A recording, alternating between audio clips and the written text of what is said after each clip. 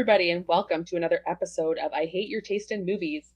This is a movie podcast where we force our friends to watch our childhood and adulthood favorites and see if the friendship lasts. I'm Jackie. I'm Jen. I'm Austin. And you can follow us on Twitter at I Hate Your Taste and on Instagram at Hate Your Taste Pod. So today we did a Jackie pick, and I have concerns because every time I bring a movie I love to this podcast, I find out some horrible things about what happened behind the scenes. And I think this one will not be any different. We're doing The Fifth Element. Yay! Trail out. Silence. Oh, God. Okay, so The Fifth Element. Many people are familiar. Had either of you guys seen it before? I had, yeah. I know Austin said she hadn't. Yeah. Okay. No, I had not. I thought I knew. Well, I don't know. The more I thought about it, the less I knew about it. I could picture it really well. I knew exactly what Bruce Willis and Mila Jovovich, is that her name? I could picture them perfectly, but I had no idea. This is one of Blake's favorite movies, once again proving that we do not watch movies together. And when I turned on Netflix, when I went to watch it on Netflix, first of all, the little thumbnail was Chris Tucker. And I was like, this can't be the right movie.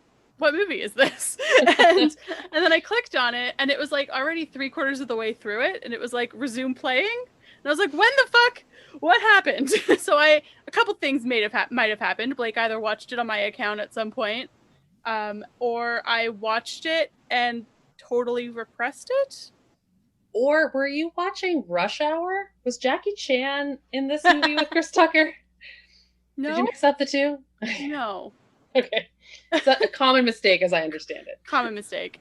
But yeah, so that was my lead-in. So I wrote a little guess. Like I said, I know surprisingly little about this movie, although I can picture it clearly. Some woman/machine hybrid things brought to life. I'm assuming Bruce Willis has to protect her and falls inappropriately in love with her.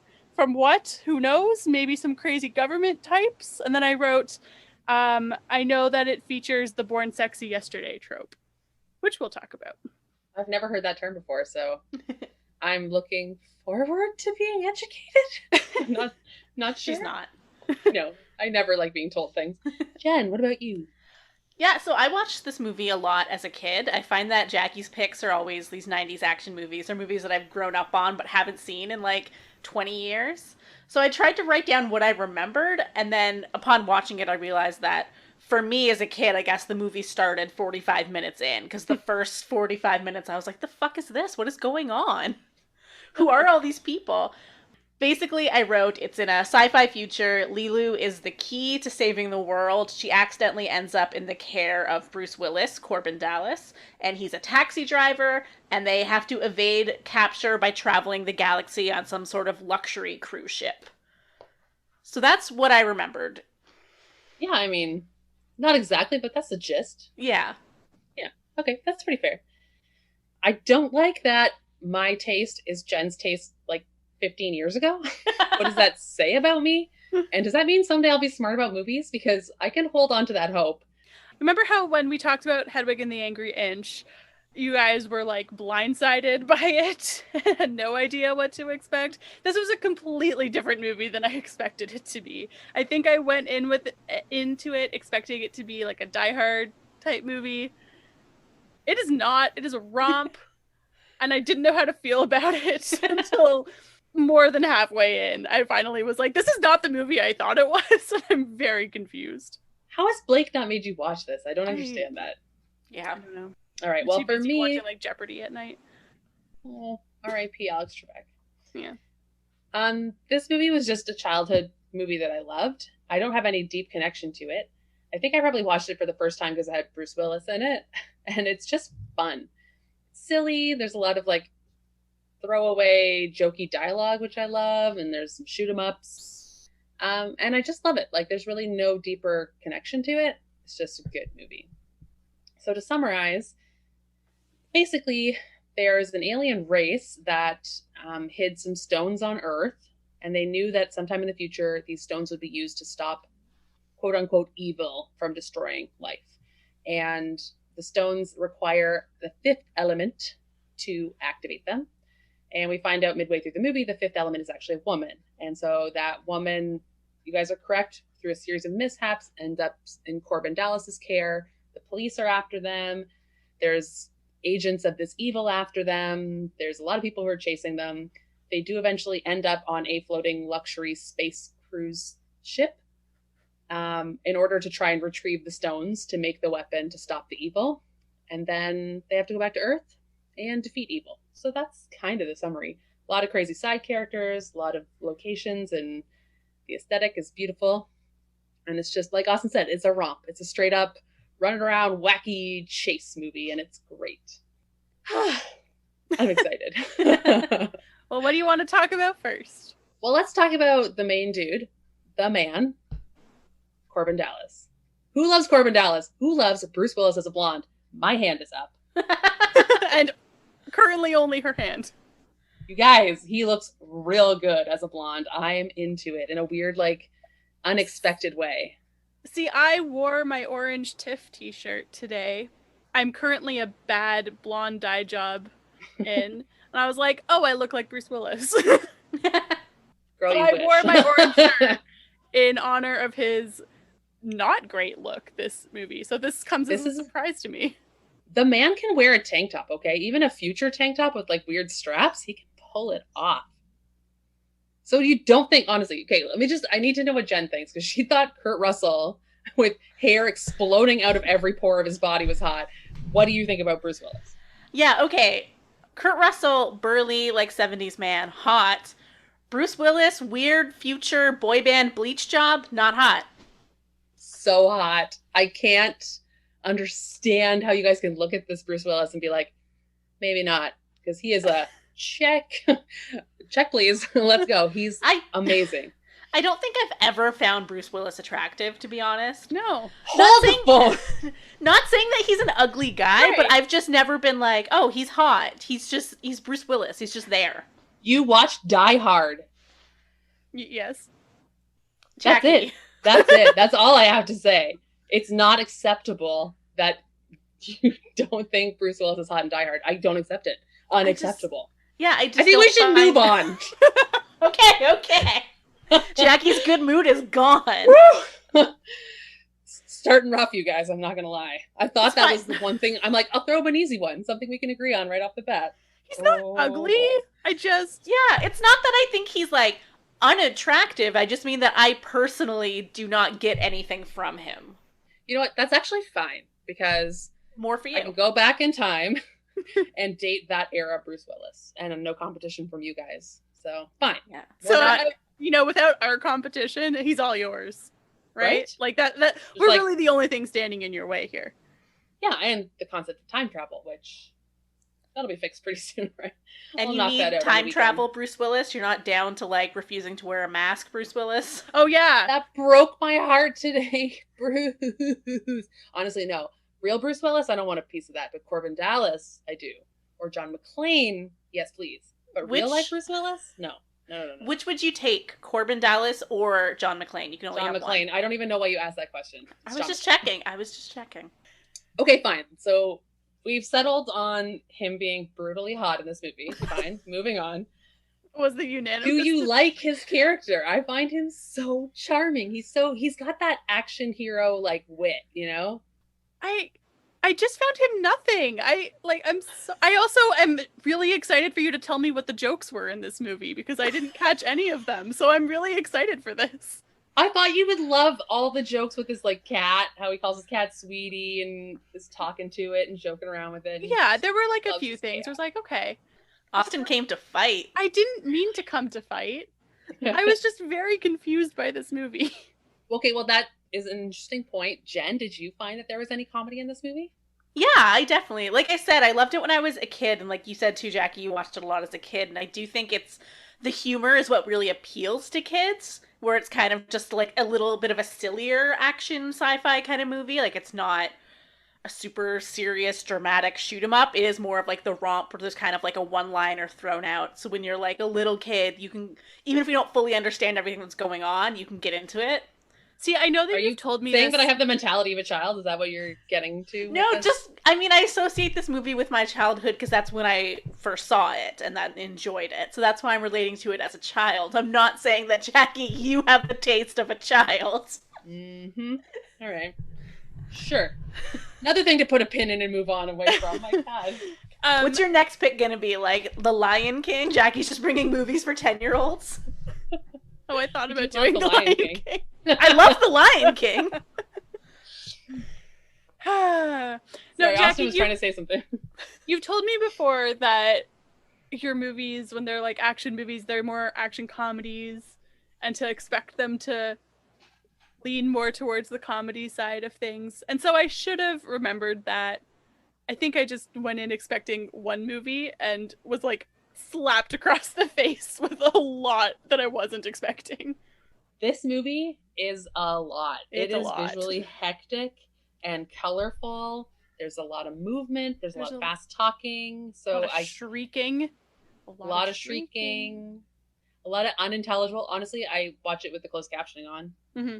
Otherwise, you miss most of what Ruby Rod says. That's for sure.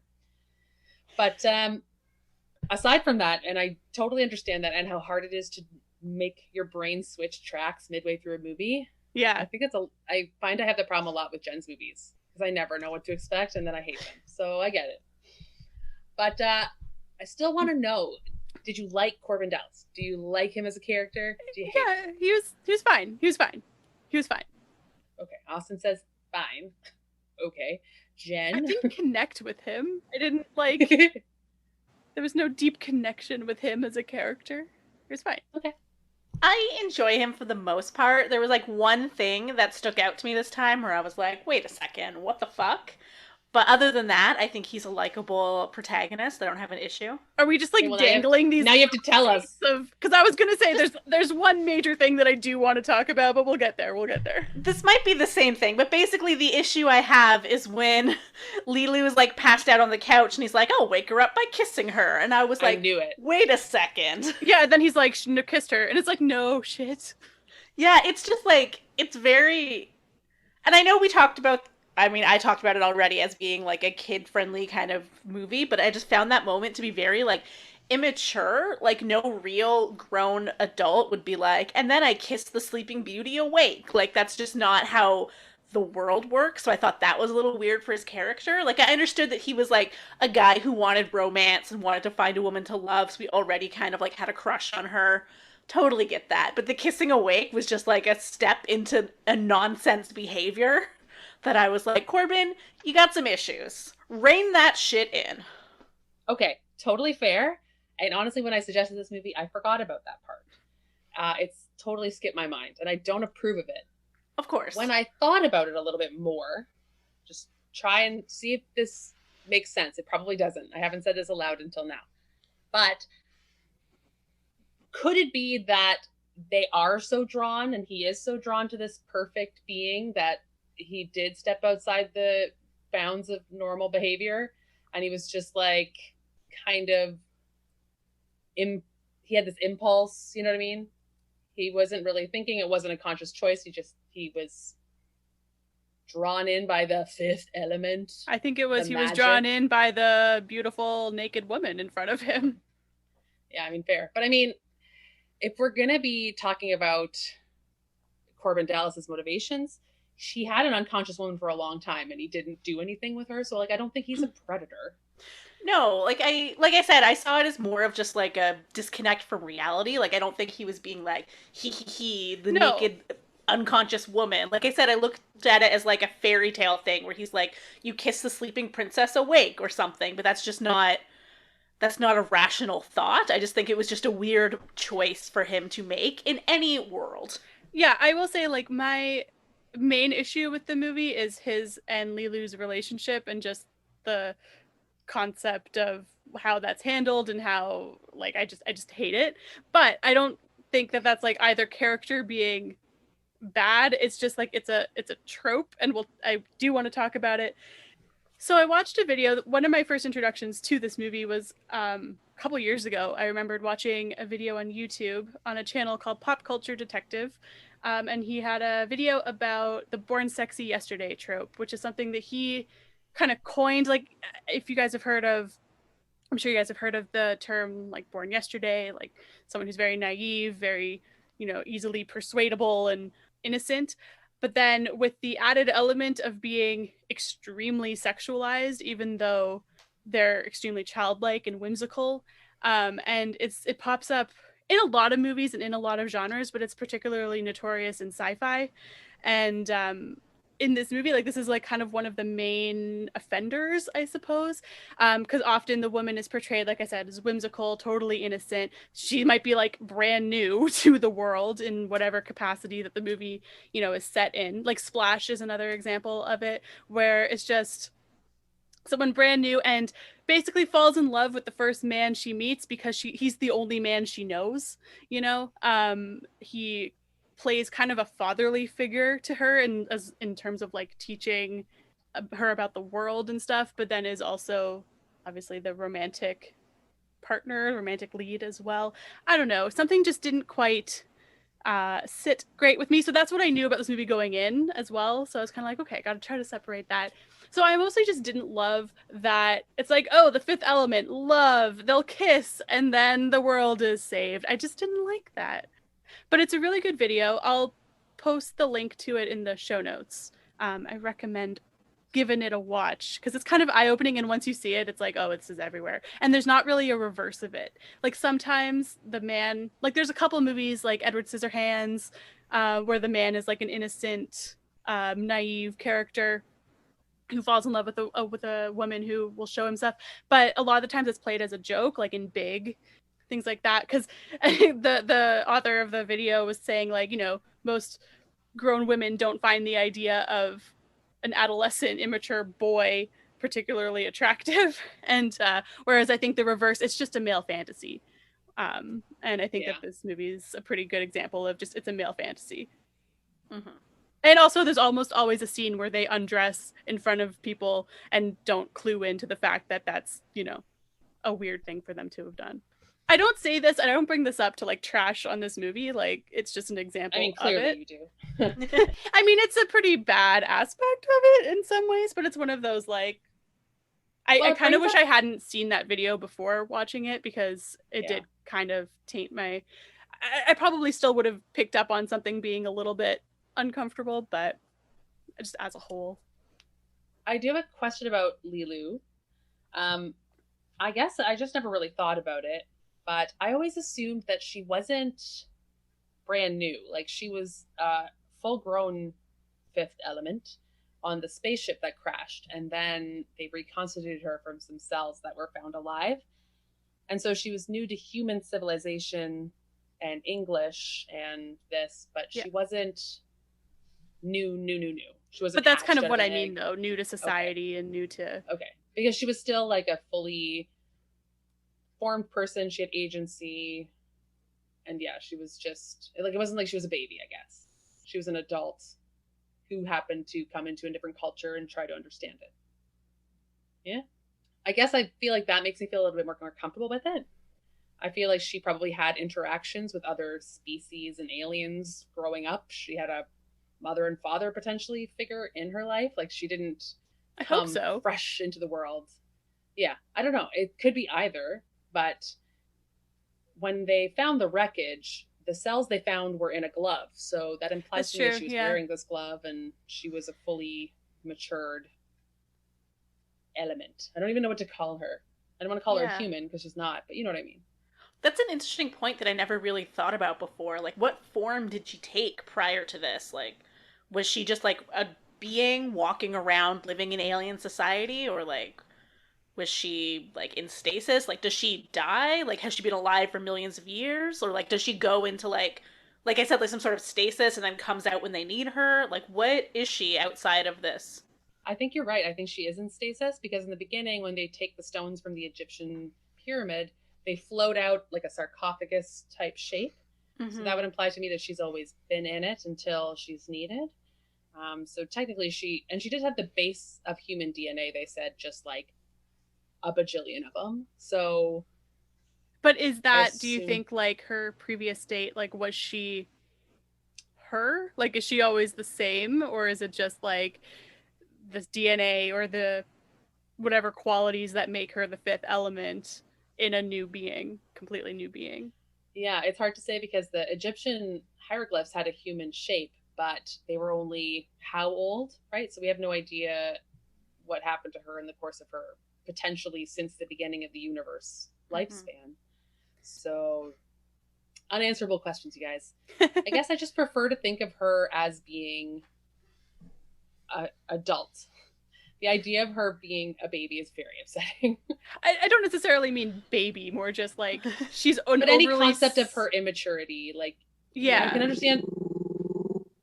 Riley does not like that idea either. I just don't. I like the idea of her being a person in a foreign land, not experiencing life for the first time. I prefer to hope that we can. Just let me have the delusion, I guess. No, you're right. That's a good alternative way of looking at this, because she's like Stallone in Demolition Man. She's just appeared in a new world, in a new society, and has to figure it out. Well, I will say, that same video also did briefly mention Demolition Man. Which isn't quite the same, but it was like in relation to like Stallone's the only person who remembers how to have sex or like who knows how to have real sex, and like, let me show you, Sandra Bullock. Anyways, stop watching YouTube videos that ruin the movies I love. This is how I feel when she's always watching YouTube videos of how every horror movie ends and then sits down and is like, well, I already know. I watched this video like 3 years ago. This is not my fault. All right, stick a Q-tip in your ear really far and erase that part of your brain. No more YouTube, Austin. You're banned. That's a valid concern. I'm not gonna say it's not. And it is, I do think the real itchy point for me out of what you just said is she falls in love with the first dude she meets. Yeah. Which you're right. Like, get out there and just see what's out there. Right? You said she has agency, and like she does, but I want her to have more. You know? I guess I'm just like, if I saw Bruce Willis as Corbin Dallas and then every other man, I'd be like, yeah, I'd go for that one. The blonde one. The hot one in the tank top. So I get what she's thinking. I mean, I guess out of all the other men in this movie, I'll give you that. Right? That's true, but I also wish, like, in terms of their romance, there was just more to it. Like, for him, he's sort of just like, oh, she's perfect because she's the fifth element, which is true. And then she's kind of just like, you're here and nice to me. So we're in love. So I wish there was maybe more scenes of them actually, like, falling for each other in a real way if we were going to go the romance love saves the world angle. I think it's really funny that you say that because in my mind, I never considered their romance to be like long-term. I thought it was like, I assumed she's an immortal being. And I kind of thought that it's almost like Sandra Bullock says in Speed that relationships built on intense circumstances never last. Patron saint of the podcast. Right? Sandra Bullock, we love you. Wait, is she this patron saint or is it Stanley Tucci? Or who is it? Who's Monk? Oh, Monk. Oh, yes, Tony Shalhoub. Tony Shalhoub. Okay, sorry. That's something we've definitely never talked about on the podcast, so. We should bring in Shalhoub Corner. What's Tony Shalhoub up to today? He's in New York City. I'll Google it. Cool. Yeah, okay. Basically, this podcast started because we wanted to talk about Tony Shalhoub. Then we never talked about Tony Shalhoub. Jen, make us watch 13 Ghosts. But it's so bad. Anyways. Okay. I always assumed that they love each other in the way that you have great affection for someone when you're in an intense circumstance. They have your back, you fight, you save the world, everything's heightened, and yeah, you love. And that quote unquote love made her realize there are good things in the world that she should save and blast light out of her mouth. But I never thought that they were going to like get married. I thought they were going to bone in that reactor chamber for a while, which PS, very hot visual. And then she was going to be like, yeah, I got work to do, saving other worlds, and got to go with these aliens. Like, I never really thought that the love was world-ending marriage type love. I mean, so I was just like, I bought it because it was pretty chill. I want that to be true. The only thing that I would think that would make it as if the movie is positing that they would be together forever is because they've built Bruce Willis's character up to be this, like, hopeless romantic and wants the perfect woman to spend his life with. Yeah, maybe this will teach him a lesson that, like, even though he's calling her the perfect woman, that doesn't exist. Like, she already gave him attitude and stuff. Like, she's not going to be sit at home in his no bedroom apartment and be his, like, little woman. Like, I just never, maybe he'll be in for disappointment, and I hope he is, but I just don't see that path for Lilu. She's got shit to do. So, talking about his apartment, that's a good segue into the world that we're in. So cool. I actually love his apartment. I think his apartment is great. It's very convenient. I could live in that apartment. It's a little small. Yeah. I love that the bed slides into the wall and comes out with fresh bedding every day. I really hate, okay, this is interesting. His apartment. The RB guys come to give him the assignment to go to Lost in Paradise. He shoves them all in the fridge to hide them from Lilu. Do they die? I think so. It's simultaneously the world's biggest and coldest refrigerator. Right? They have ice all over them in like 30 seconds. But I'm like, did he kill 3 innocent, like, generals who came to give him a world-saving mission? I really assumed they would just defrost later and be fine. I don't know if that's how that works. Right? But now I'm like, it's not a cryo fridge. It's not a liquid nitrogen fridge. Like, what? He killed them. And then he just left them. He took the sheet and he closed the door and he left them and went to Floss in Paradise. So they would have starved to death at the very least. At least they're in the fridge, I guess. Get some snacks. This, I am assuming, is Earth. Yes, it is Earth. Yeah, because he's in New York City, isn't he? Earth of the future. It's pretty bleak, pretty disgusting, pretty easy to imagine being the future. It's the theory that as the smog and pollution grows, we'll start living higher and higher high rises and get flying cars. But I don't know. I don't like it, but maybe it's because I like this movie so much that I find everything kind of cool. Like, I like the idea of the floating takeout barge that hooks onto your window. Like, that would be great. I would really appreciate that right now. And this is going to be controversial. I kind of like the police control aspect where they make everyone put their hands in the yellow circles in the apartment building, because I'm like, that would be a really convenient, non-dangerous way for criminals to get apprehended. But we've already discussed police and the overuse of power. Let's just pretend in the future they're not corrupt. Yeah?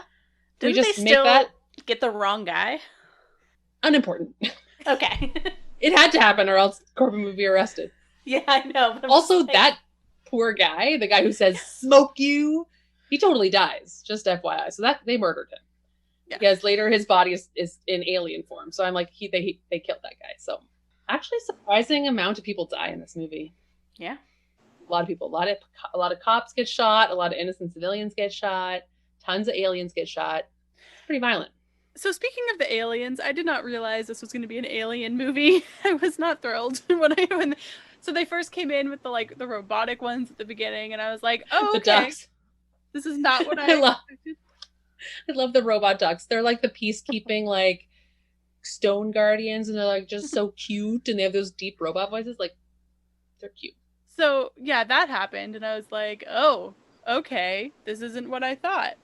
Also, right? Did you happen to see the Luke Perry cameo? I did. Yes! Did Billy. I don't know. Then the gross aliens came on, and I was surprised again, and I didn't care for them. They're gross. You thought they were gross, like the commando aliens? Yeah, they're gross. You don't think they're gross? No, they're not wet. Wetness is like my level of gross aliens. They're not like the Thing level of wet. They're just big we've ears established and big I have a different level of gross than you guys, so like they were just fine. I think they were fine. They were annoying. I didn't like them. I like that they could put human faces on. That was cool, and I liked the scene where at the airport or whatever it was, where one of them went up to the counter and you could see like his alien face like kind of starting to come through. That was a really well done effect. Yeah, I think that the alien design, like, I know I'm never the one who understands movie making and design and things, but this movie, everything is so believable and well done. Like, I think I'm trying to think of anything that's going to contradict this statement, but I guess it looked really good. Like, I believed it. I believed the garbage wall in the airport.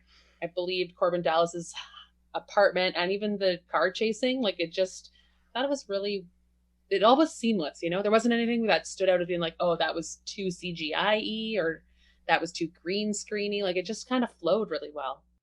Yeah, like the world building was really good. I did like how much they committed to this like absurd future and this absurd aesthetic.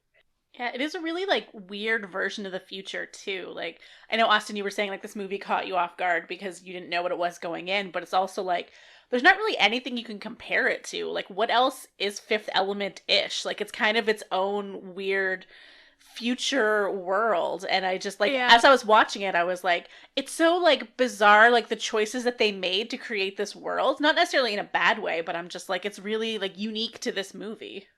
I think a heads up that this was like a sci-fi action would have been good for me.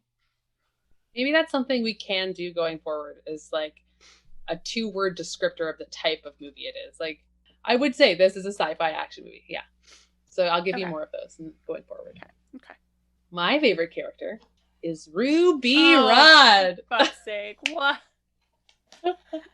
He's so funny. I love and hate him at the same time. I hate him when he's doing his radio show. I love him as Corbin's sidekick action foil. He's so stupid and funny. And he has that Chris Tucker way of talking that is so fun that I love him. I want to know what Austin thought about Ruby Rod. I hated him. No. I'm sorry you asked. What specifically did you hate? His voice. I just needed him off my screen. My ear, just the one, was bleeding. Oh my god. He was the worst part of the movie for me. I could not stand him. I wanted him off my screen. That's how I felt about him. I'm sorry, Jackie. I did warm up to him slightly when he was like trying to help, but I just like I couldn't take his voice. I couldn't take him as a character. Yeah, he is a lot.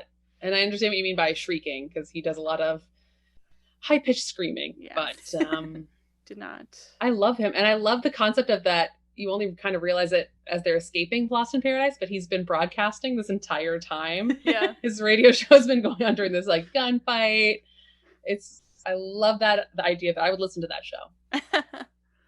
But Jen, what are your Ruby Rod thoughts? Oh, I've always loved Ruby Rod. There's so much fun and joy in that. Even just like that first scene where he's like going so fast, mile a minute, and then pauses for Bruce Willis to speak, and it's like crickets, and he's just like, hello.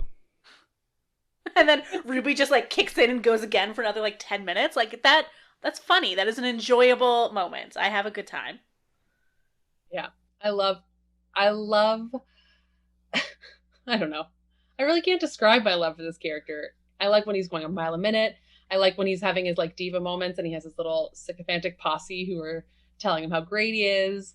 And then I love when he's trying to hold a gun to an alien's head and Bruce Willis scares him and he shoots him in the head. And I just love Ruby Rod. And then in the end, he like helps save the world. He's kind of dependable in a crisis in a certain way. And I swear to God, this is embarrassing to say, but for about a year in my childhood, I would tell people to bzz. I would bzz, he's like, bzz, go away. That was my thing. I would say buzz and I would wave at people. It was not a good look for me. I could see you doing that. I might try and bring it back. Only when we're hanging out, though. Whenever Austin's like, I don't like this movie, you're just like, bzz, bzz. I also said smoke you a lot when I was a kid, and I thought it was a swear.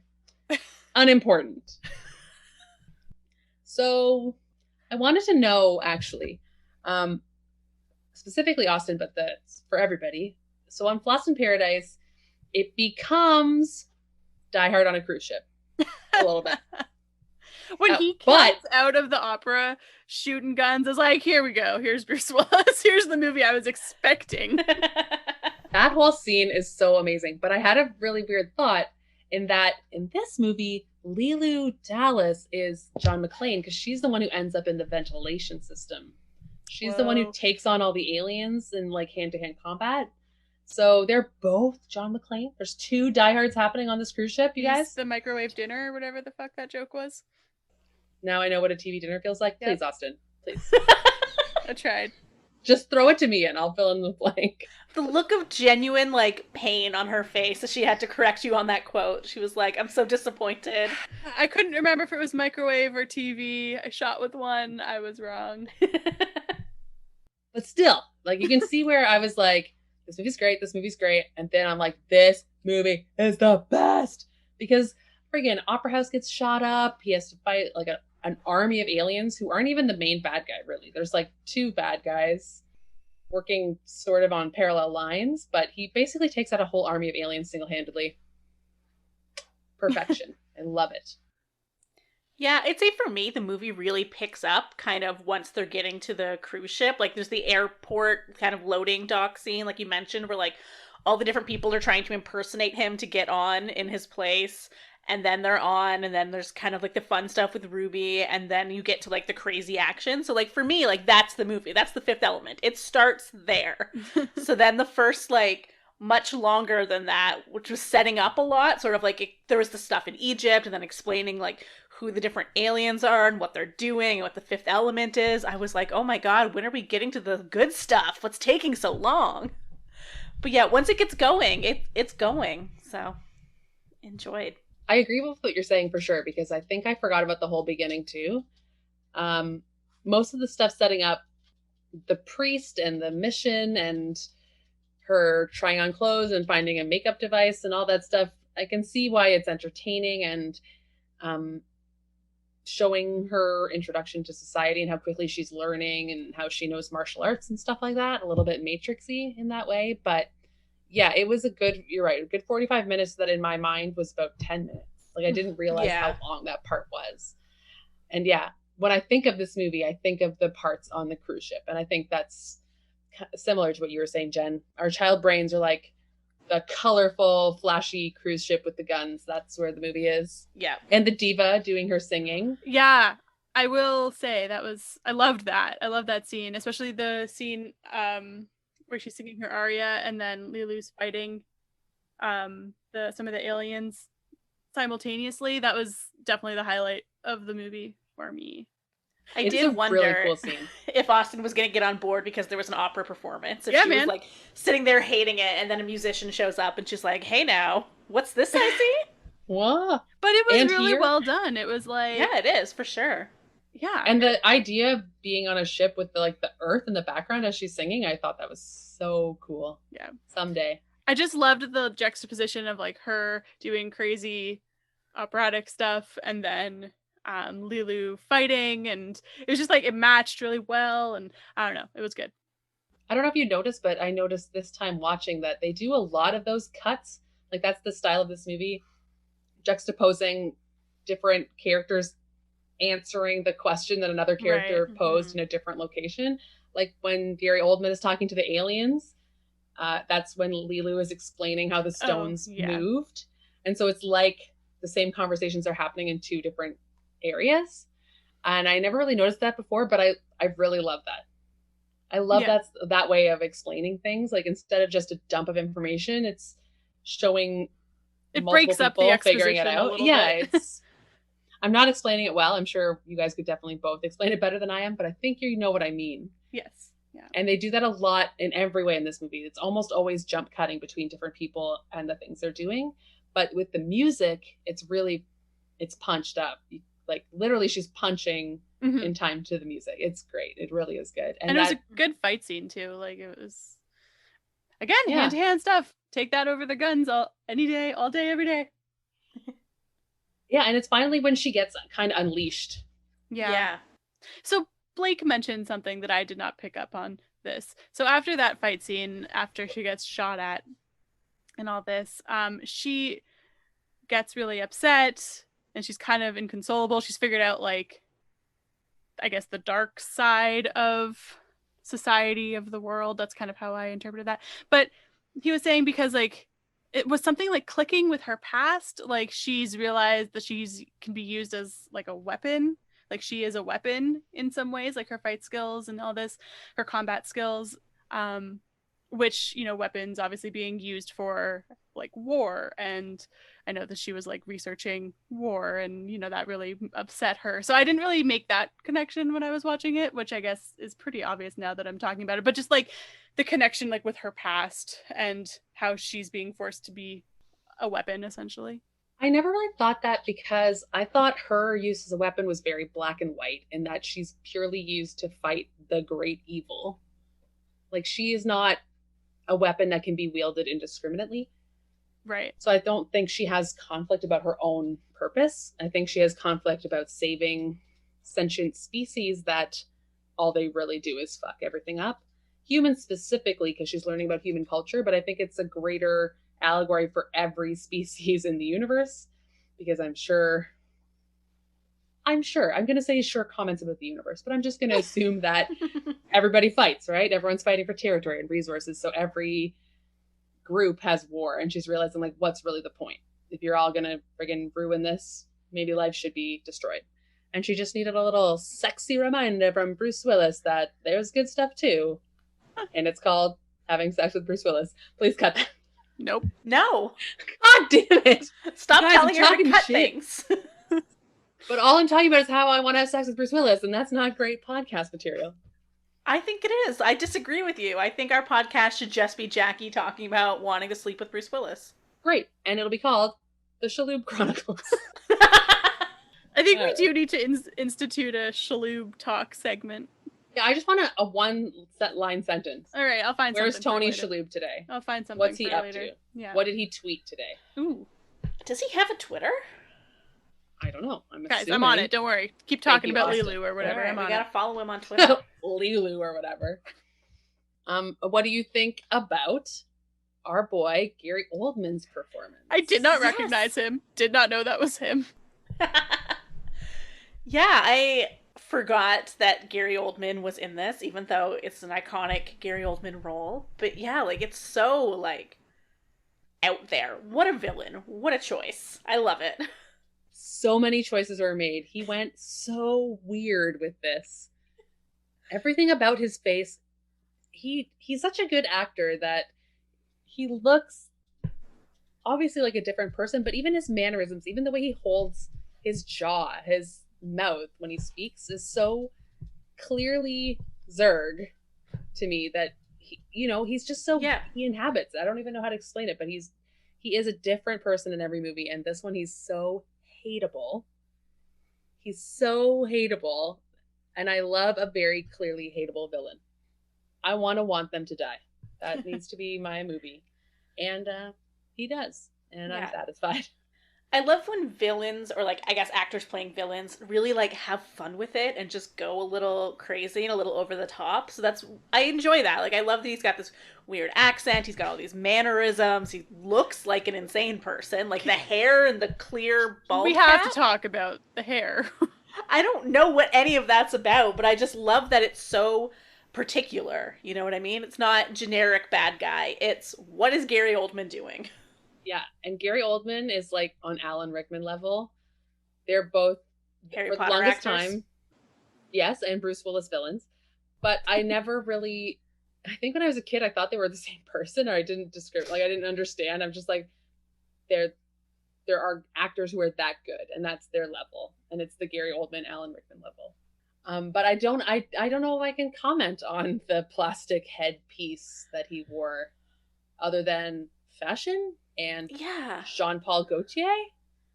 Like, I wonder, did it serve a purpose, or was it pure aesthetic? Was it sort of like Hunger Games, the Capitol kind of aesthetics, where people are just going really over the top, ostentatious kind of looks for just because they can? Was that like a trend in the future where like you shave part of your head and put a plastic cap on it? I think it was purely for the look of things. I can't see what purpose that could possibly serve. No. But I also love that movies, like these sci-fi movies, when they go futuristic, they go like 80s futuristic. Like, I know this was a 1997 movie, but like it was very like, let's take the 80s and put it in like the 24th century. Yeah, that's true. I think they just have to go as out there as they can reasonably conceive given today's materials. That is, and that ends up looking 80s. well, I will say, we talked about it briefly before, but this movie, if it did nothing else, it committed. It committed hard. Yeah. Yeah, and like I said, Jean-Paul Gaultier did all the costumes, which it makes a lot of sense, right? You can see where all of it came from, and I don't know. I like the costumes. It's too bad that Mila Jovovich is forced to be basically naked the entire movie. But yeah, I mean, I don't know what I can even say about that. It was a choice. They made it. It's so weird though. It always bothered me that in the beginning when she's reconstituted, they're like, thermal bandages, apply. And these strips of material float over her body and then they become underwear. It becomes a whole suit that she's wearing. It makes less than zero sense. I hated that. Even as a kid, I was like, well, that's dumb. You know, they could also put her in like clothes. If they've got that shit in there, just like throw a dress over her. Gotta see the nipple. Yeah. Well, yes. Sorry. Yeah. You have to. My mistake. I will say I have seen many a conventionally attractive and brave woman do that as a Halloween costume and like props because it's an iconic look. Obviously, there's maybe a little more fabric going on, but like it's a very iconic look. You know immediately you're seeing Lilu, but like, damn, it is cold in October in Canada, and you are brave. I've seen people do her second outfit too with like the orange suspender Velcro thing. I respect the effort. Yeah. It's a hard look. And also I don't know about Jen, maybe Jen, but I know myself when I was a young child and I was stripping my hair with bleach, I ended up with kind of Lilu hair with the roots super yellow and then it fades to orange. Oh, that's me right now. Is that I hit this phase at the age of 29. Like, every time I get that, I'm like, should I just keep this and lean into the Fifth Element of it all? And the answer is always no. What else we got? I really love the ending, the climactic moment when they have to figure out how to work the stones. This escape room ending. I'm pretty sure Yes, I've played Austin, this escape room you before. would say that. Maybe this is why I love escape rooms. It's so fun. Yeah. And it's the ticking clock aspect. I love like 5 minutes to save the world. And I love when they flash to people around who know it's coming and they're all like, oh. Yeah. And then it doesn't end and they're like, yay. Perfect ending to a movie. But I just wanted to know, Austin, did you love that? Did you identify with the escape room aspect of it all? I did. And I will say I solved the puzzle before they did. So I was like, when they were like, how's it open? I was like, you got blow on it. It's the wind one. Blow on it. I do hate that it's creepy, clammy, sweaty, shaky David who figures it out because that character annoys the crap out of me. He's the priest's assistant and he's just the most annoying person. Every time he talks, I hate that guy. So I don't want him to get credit. I'll take the credit. Yeah, I'm going to give it to Ruby because I think Ruby deserves more credit. I did like when he like panicked about the fire because he didn't have anything to light on fire. Also, like, do I have to start carrying matches around with me or something just in case? Like, dude, just one single match like Bruce Willis had. And then you very slowly put it down. So there's lots of opportunity for wind. Slowly. I love that moment though where you're just like, the actual fate of the world depends on this and everyone's just staring at it. And like, oh, it's a beautiful. Like, why didn't he light it closer to the just right closer to the brick, just like right there? Doesn't even need to like hover. He also doesn't do this where you like hold the match so the flame catches and runs up the match and has more to burn. Like that's how you keep a match burning. You tilt it. Anyway, who cares? He saved the world, you guys. We're here, I guess, because Bruce Willis saved the world. But this is in the future, so I plan on living a really long time. All right. What year is this set in? Like 23 something or other? I think I wrote down 2214. Okay. The only thing I wrote down is that there are 200 billion people, which is insane. The president mentions there's 200 billion. I'm like, that's too many. I'm going to go out on a ledge and say, we don't need that many people. What are we at now? 8. Yep, too many people. Obviously, they're not all on Earth, but still, too many. Can I tell you the story of how the director's a creep? I want you to tell me why the director's a creep. But I think I have an idea because I realized that Mila Jovovich is in her like early 20s in this movie. Oh. And Bruce Willis is a good... know. Bruce Willis is at least 25 years older than her, right? Yeah, that did That's jump hard. out at me as being... That's hard.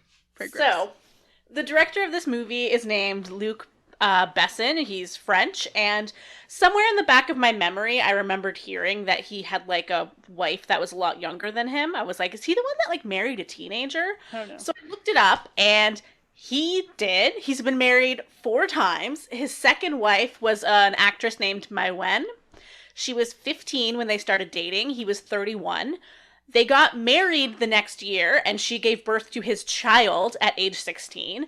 And then he divorced her when he got with 21-year-old Mila Jovovich on the set of this movie. And I was like, holy fuck. This is on his Wikipedia page. The next section of his Wikipedia page is called rape allegations. And I was like, dating the 15-year-old doesn't fit into the rape allegations section. There's a whole other subsection for that. So he has, in France, I think he has like a production company, and a lot of women he's worked with there have come forward and accused him of various forms of sexual assault. So he's just an all-around gross dude, it seems. That's upsetting. Yeah. Dare I ask his age when he got with Mila Jovovich? How do we say it? I always called it Jovovich, but it must be Jovovich? Jovovich. That's what the IMDb pronunciation guide told me. I think it said he was around like 38 at that time. Like it wasn't super long after he was married to a teenager, so he was maybe closer to 40. Was his first wife a teenager too? I don't know. I didn't see any information on his bet first she wife. was young. Good I said Lord. friend. It sounds like there's a pattern, but I don't know for sure. But just, yeah, marrying a 15-year-old, baby by a 16-year-old, like just horrifying that this grown-ass man was even legally allowed to do this. Yeah. Well, this means like her parents essentially sold her / signed off on this. Yeah. Also, like, I don't know the legal rules in France. Like, I don't know what their age of consent is for this kind of stuff. Hopefully it's older than 15. But yeah, it's a really bad situation. So he's gross, but the movie we can judge for separate merits than the fact that this man is disgusting. I didn't know he was with Mila Jovovich, though. Oh, yeah. But at least she was an adult? She was a legal adult, yeah. It's creepy as Still hell. like almost 20 years younger than him, but...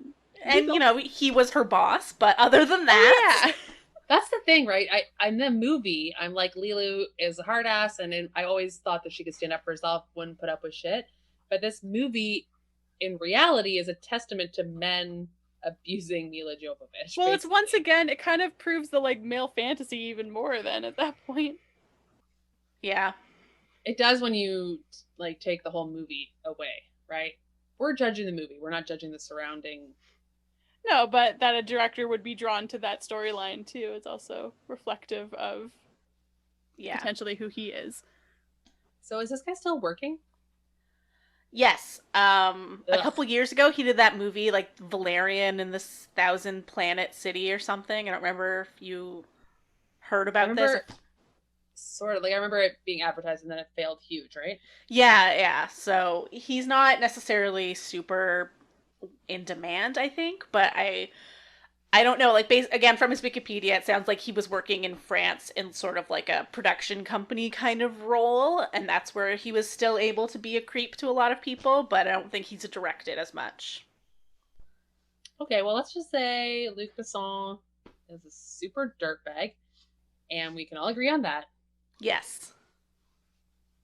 But the movie is still good? Am I allowed to like this movie? I guess is my question. I feel like True Lies, I can't like it anymore with an open heart. I think that this movie has aged a lot better than True Lies has. Yeah, I think. Yeah, that's true. I think that's it. They saved the world, you guys. The end. Yeah. Yay. Congratulations. They blast the approaching evil circle. And I wrote in my notes, this is the story of our moon. Because they blasted it and it turns into rock, and then they showed it with the moon, and I was like, fine, forget it. It's the story of another moon. Oh, I like your theory, though. It would be great if this is a civilization that actually existed in the past and crumbled, and now, let's say, 100,000 years later, here we are. I'd be all right with that. That's the story of our moon, but it's not our case. Yeah, Honestly, if it was can you some just cut everything I'm saying today? I'm so stupid.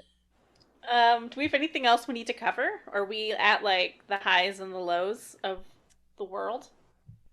Yeah, I think we're good. Like, I think we've covered the Fifth Element. There's not really efficient too as many shit levels today. I think so. I'm actually very impressed. Who wants to go first? I can start. Do you have a high point? I do have a high point. My high point is definitely I already talked about it, but the fight scene / opera aria juxtaposition, I really liked that. It worked. The music was great. The fight scene was great. I really liked the quick jump cuts between the two, how they complemented each other. So that's definitely my high point. My low point is Ruby. I needed him off of my screen. I hated everything about him, except for when he accidentally shot the alien in the head. That was funny. I wrote Ruby is maybe my least favorite character in any movie ever. So that's where I was at with him. That is so harsh. I think you need to watch it again with like a comedy mindset because he's so funny. He's so funny. Cover my man. He's amazing. Everything he says is so funny. I'm going to go now because my high point is Ruby Rod. It straight up is. I wrote it down and everything. He's the best. He's so funny. I love Chris Tucker. Like, I don't know why I have such a soft spot for him.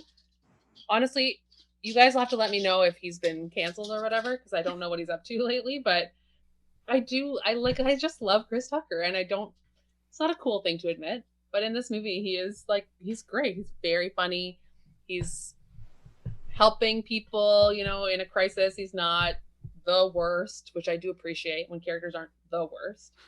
And maybe as a kid, I thought he was super, super funny, but like, I love him. He's my favorite. He's the high point. Second high point is the idea of making it with Bruce Willis and Reactor. Check. Very hot. My low point was the priest assistant, which it really came across this time how much I don't like a sweaty, shaky, nervous character. I don't think that is very hard for you guys to guess, considering I'm super into the competent action hero. It makes sense that I hate the exact opposite of that, which is wimpy, sucky little David. So boo David, yay Ruby, the end. So I guess my high points, my high point and low point, basically I've already talked about both, but my high point is when they finally get to the cruise ship. Like, first there's the scene in kind of like the dock area where everyone's trying to sneak past the receptionist lady, and she's like, okay, you're not Bruce Willis. I've seen Bruce Willis. Stop pretending you're Bruce Willis. You gotta go. Like, I always really love that. And then I like once they get onto the ship and then there's all the excitement and all the good fight scenes. Really, like, high point. That whole, like, kind of sequence is just my high point. And then similarly, my low point is that the beginning of the movie is so slow because we're not at any of the good stuff yet. And I found the time just ticking by. Like, I had a package delivered, so I had to pause it. And then I looked and saw that it had been like 40 minutes and we weren't at anything yet. And I was just like, Jesus Christ, like, how long is this movie? What is happening? So that I just, tighten up the pacing, maybe cut a lot of that exposition. Get me to the good shit. It's funny because I'm always the one that complains about length, but it actually didn't bother me too much in this one because I had like the opposite problem where I had to pause it for a second and it had like already been like 45 minutes. And I was like, oh. But I think it's because I knew all the good stuff to come, whereas you were just like, this is a brand new experience, where I was like, we're not even at the ship yet? What's happening? It's so frustrating when you rewatch movies where you're like, what? Like, there's still so much to go. Yeah. It's funny that you say that too. I'm just going to scooch right into enjoyment level because I wrote for ratings this movie. I only enjoyed it a 9 out of 10 because it was a little bit too long. Huh. Like I'm jumping on that train, even with all my positive feelings. The beginning did take too long, and I just wanted to get to the shoot 'em outs. And the cruise ship, they're sneaking around the opera hall trying to hide from them. Like, I love the idea of that whole scene. So I'm only giving it a 9 out of 10. Usually I give mine 10 out of 10. So I don't know what to say. I did give it. I am. I just did. Goodbye. Normal way of doing things. All right. Here we going places. And in terms of quality, I'm giving it a 10 out of 10. I love this movie. I love the world it makes. I think every part of it is seamless and well done. CGI and practical effects, I don't know what was what, honestly. It was just really good, and I liked it. So there you go. I'll go in the middle. I'll sandwich the good All right. stuff. Enjoyment, I'm gonna say 3 out of 10. Quality, I'm gonna Harsh. say 5 out of 10. It was too much. It was too much. Everything was too much. Some of the, I don't know. The world building was good. There were some things I didn't love. I didn't like the look of it. I didn't like a lot of the costumes. I don't know. I didn't connect with any of the characters. 5 out of 10. Okay. I think for enjoyment, I'll give it maybe like a 7 or an 8. I do still really like the movie. It was just, like you said, Jackie, the leg that kind of dragged a bit. So that kind of bumps it down. And then quality, yeah, I'd say the same. Probably like an 8. It's a well done movie. I don't really have a lot of issues with it. So, no problems here. It's a crowd pleaser, you guys. I'm so happy. Minus Is it? Austin. Is it She's not in the crowd. Oh, I don't count Austin. Your opinion means nothing. No, just kidding. Just kidding. I mean, I wasn't like yelling at you today. Yeah, like I don't feel attacked, so that's my barometer for crowd pleaser. The other thing is that I knew it was going to be 2 against 1 for this one, so I didn't want to get too aggressive. That's a good strategy. That's how it always is, you know? Yeah, but not with me.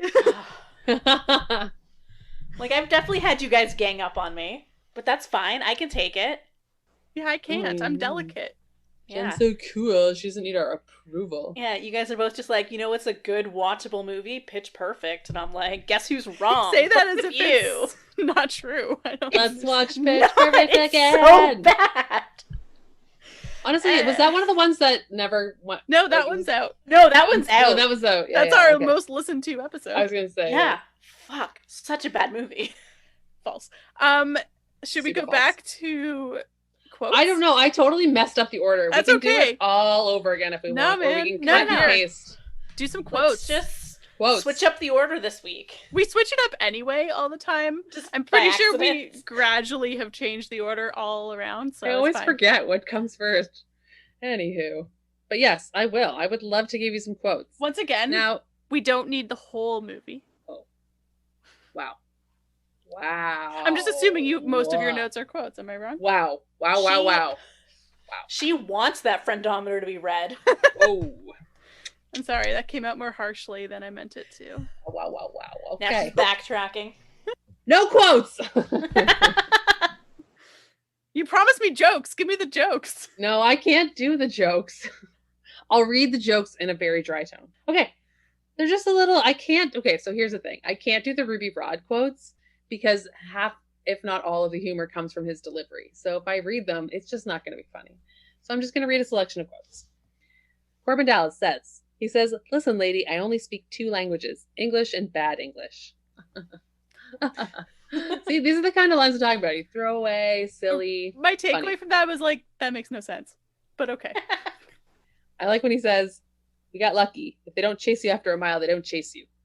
And then he zooms around the corner and there's like 4 cop cars and he's like, maybe it's 2 miles. Yeah, I did try. Classic action hero, arrogant, off the cuff, almost dies kind of comment. Love it. The classic line, I've said this a million times with friends of mine, but they say, sir, are you classified as human? And he goes, negative, I am a meat popsicle. What is that? I love it. I don't even understand. Like, is meat popsicle a type of alien being? I hope so. Or was he being sarcastic? I don't know. I could give you some of the Zurg quotes, but they're all couched in huge monologues, so I'm not going to go there. And I could give you Lilu quotes, but they're all basically baby talk, so I'm not going there either. So it turns out there's not a lot left. I do enjoy whenever anyone knocks on the door for Vito Cornelius, he opens it and he's like, weddings? No matter who it is. So there's Bruce Willis carrying Lilu and he's like, weddings? And then there's like 4 tough guys and he's like, weddings? And they're all very confused. I'm like, classic priest comedy there. I really think that's it. There's a lot of clever-ish dialogue, but it can't be summarized quickly. So I'm just going to leave it at those quotes and say I really like the dialogue in this movie and I find it very funny. Austin does not look convinced. She I'm does not not. convinced. I'm trying to avoid looking at her. One joke that I like, it's not really the dialogue, but it's more like a visual gag, is like, You know, during the shootout scene when Bruce Willis is trying to motion for that guy to give him the gun, and the guy just, like, rolls a ball at him. I did laugh at that. But then later, once it's all done, you see that guy talking to his friends, and he's like, I helped. I saved the day. Because he still didn't get that he didn't do anything. And did, like, he was like, was his name Ray or something? Yeah. Yeah. He was like, thanks, Ray. I did appreciate that. I love him, and he's like some stud actor in, like, when Ruby is introducing everyone in the opera hall, he's like an action star. Mm-hmm. So that's even funnier that he doesn't even know how to function in an action situation. So do we think he's deaf because of being in action movies and all the explosions? I never thought about it, but that makes sense. Lines up. Oh, I just thought he, like, didn't know English. No, he's straight up deaf. Okay, I missed that. He does this a lot. What? No? Okay, cut that. I'm dumb. Yeah, so that's on me, guys. Maybe you should get your hearing checked, Jen. Today turned aggressive after all. Yeah. You started it. Okay, quotes are done. Okay. Who's next? I believe that would be me. So, the budget for The Fifth Element was $93 million. And then worldwide gross was $263.9 million. And then for some trivia, the language that Lilu speaks, they did create a language. It had only 400 words, but the director and Milla Jovovich would hold conversations, and they would like talk to each other in this language to practice. And by the end of filming, they were like both pretty fluent in this made-up language. But she also speaks 4 languages already, so I'm sure it came pretty easily to her. She does sound really good speaking that language. Like, it sounds like it's not just garbled junk. Like, it does sound like she's making a point. I appreciate that. Yeah, it definitely makes a difference. So the director demanded that a lot of the action shots take place in broad daylight because he didn't want to just have dark spaceship corridors, dimly lit planets, like basically everything that always happens in a lot of sci-fi movies. He wanted it to be a lot brighter, quote, cheerfully crazy, and as opposed to looking gloomy and depressing. And I wrote, honestly, same. So I did appreciate that, I suppose. I love gloomy and depressing. I know you do, Jen. I hate it. This is like the anti-Blade Runner. It really is. That's an accurate description. Right? So you can't see it in the movie. It's never actually visible, but the slogan that's printed on all of the license plates in the movie reads, New York, the fuck you state. Amazing. Oh, again, I'm sorry. Now all these facts are about the director, and now we know he's a piece of shit. His dad was a taxi driver to support Luke going to art school. So he always includes a taxi driver or some sort of hired driver as in all of his movies to honor his father. Apparently, Vin Diesel provided the voice of Finger, but didn't get any on-screen credit. Oh, totally. I could totally recognize his voice once you say that. He loves his He's voice the guy acting. on the phone. Yeah, he's great. I didn't fact check that, but that's what IMDb tells me. Yeah. Boston says it's real. Honestly, now I can hear it so clearly. Like, it is Vin Diesel. And he's not even really voice acting. He's just speaking. So a lot of the aliens can be seen wearing like combat goggles, and this was really just a money-saving tactic so that they could save money on makeup application. Then, so all 4 leads of this movie, so Bruce Willis, Milla Jovovich, Chris Tucker, and Gary Oldman, are all left-handed. That has nothing to do with the movie, but just a weird little fact. Actually, now that you say that, I think Bruce Willis does shoot predominantly left in this movie. Yep. Interesting. That's all I got. That's interesting. Take it away, Jen. Nice. Okay, so this movie came out in 1997, so obviously that is the year Titanic came out. So that is the movie that everyone knows from 97. Other than that, though, still some really good movies that year. Just looking at stuff released in 97, Jackie, the 97 action movies include Con Air, which is amazing, Face Off, which is amazing, Air Force One. Amazing. Man. That's a good year for you. Fantastic. Liar Liar was out that year. That was another big one in my childhood. I Know What You Did Last Summer. Truly Classic. iconic. God, this year has something Austin. for everyone. Yeah, really. And then obviously Titanic was the highest grossing film and it won the Oscar, so it's the only movie anyone cares about.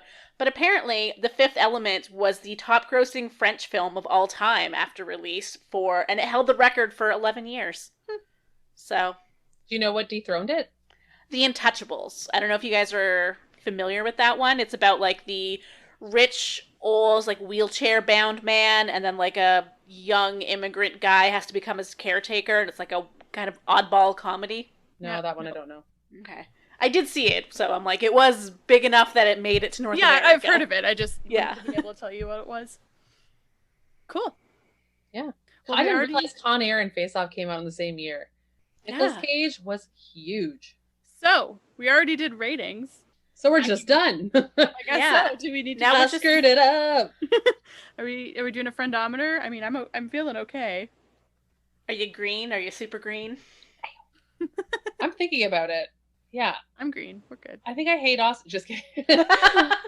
We're green people. Super green, as Ruby Rob would say. Green, super green. Excellent. This actually went better than I thought. I thought Austin would really, really hate it. I think you're right. If I gave you a little bit more information and you went in expecting kind of like a action comedy, it might have been better. Yeah, so I was definitely expecting like a Terminator 2 type action movie as opposed to whatever this was. Whatever it was. It was a mess. Oh shit, it's my turn next week, isn't it? Yeah, Austin, what are you making us watch? What are we going to suffer through next? Well, while I pull that up, while I look, I did Google what Tony Shalhoub has been up to. Ooh, let's talk about Shalhoub. It's Shalhoub Talk. This is our first segment of Tony Shalhoub Talk. He was in an episode of Finding Your Roots, one of those shows where they do the ancestry find their roots. That airs February 9th, so tune in. He was filming it today? I suppose. This was posted on January 10th, so yesterday when we're recording this. So February 9th, check out Finding Your Roots featuring Tony Shalhoub. Our band Tony Shalhoub. And this concludes... Do we need... Shalhoub? Do we need to explain Shalhoub Talk at all? Yeah, why don't you do that? I'll pull up what my pick for next week is. Okay, just brief note. Shalhoub Talk was originally the idea for this podcast, where we would just find out what Tony Shalhoub was up to and talk about it, because he's a fascinating man. He's a real Renaissance man, you guys, and he does a lot. So we decided to bring it back and make a little segment called Shalhoub Talk, and that's what that was. So this ends Shalhoub Talk. Tony Shalhoub, if you're listening, we love you. So much. I just remembered we came up with that when we were on the subway coming back from that 90s concert, I think. Oh my gosh. Oh yeah. Yeah, I just remember us sitting on the subway talking about Tony Shalhoub for 20 minutes and being like, what is Tony Shalhoub up to? Let's look him up. We are answering that question, and the answer is he's finding his roots. Yeah, February 9th. So next week, we're going to go for a classic musical. Oh, no. We're going to do Singing in the Rain. Have either of you seen it? No. No? This is actually a new one to my repertoire. I only saw it for the first time, in the last year or so. But it's great. It's shot its way onto the list very quickly. So that's what we're going to do, Singing in the Rain. I feel like no one looks very excited about this. Yeah. But I don't understand why, guys. It's a great movie. We'll see. Yeah. We'll come back and talk about it next week. So that wraps us up for The Fifth Element. Next week, we're going to be talking about Singing in the Rain. You can follow us on Instagram at HateYourTastePod or on Twitter at IHateYourTaste. We also have a website. It is IHateYourTasteInMovies.wordpress.com, and there is a link there to find our merch. If you like what we're doing, please leave us a review on iTunes or Apple Podcasts. It really helps get the word out there. And thanks for listening. Bye.